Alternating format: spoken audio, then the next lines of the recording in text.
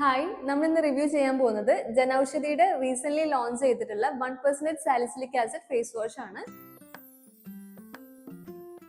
ഇതൊരു WHO GMP certified ആയിട്ടുള്ള NABL test ആയിട്ടുള്ള ഒരു പ്രൊഡക്റ്റ് ആണ്. നമുക്ക് ഇതിന്റെ ഇൻഗ്രീഡിയൻസ് ഒന്ന് നോക്കാം.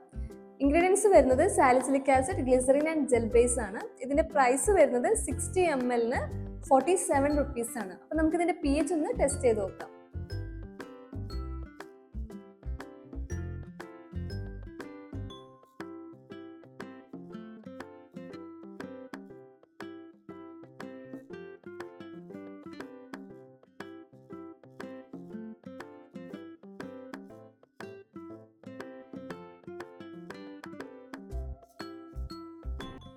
നമ്മളിപ്പോൾ ടെസ്റ്റ് ചെയ്തപ്പോൾ നമുക്ക് കിട്ടിയ pH വാല്യൂ വരുന്നത് 6 ആണ്.